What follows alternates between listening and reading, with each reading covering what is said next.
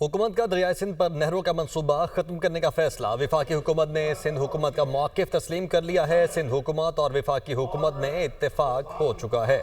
हुकूमत का दरियाई सिंध पर नहरों का मंसूबा ख़त्म करने का फैसला।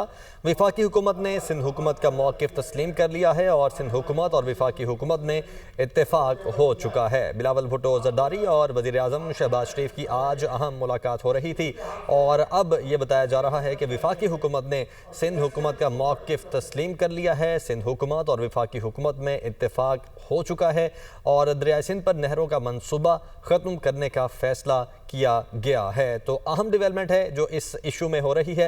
वफाकी हुकूमत ने सिंध हुकूमत का मौक़िफ़ तस्लीम कर लिया है। यासिर मलिक हमारे साथ मौजूद हैं। यासिर, बताइएगा क्या अपडेट्स हैं?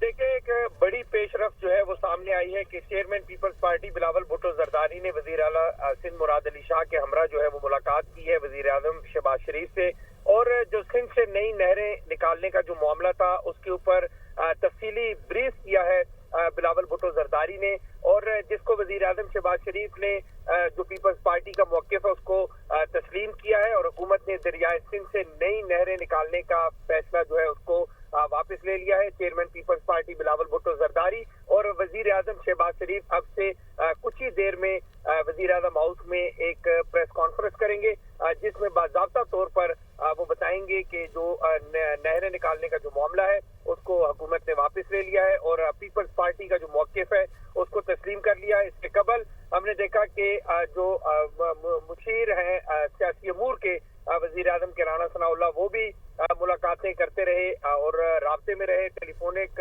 गुफ्तगू भी उनकी जारी रही पीपल्स पार्टी के सीनियर रहनुमाओं के साथ।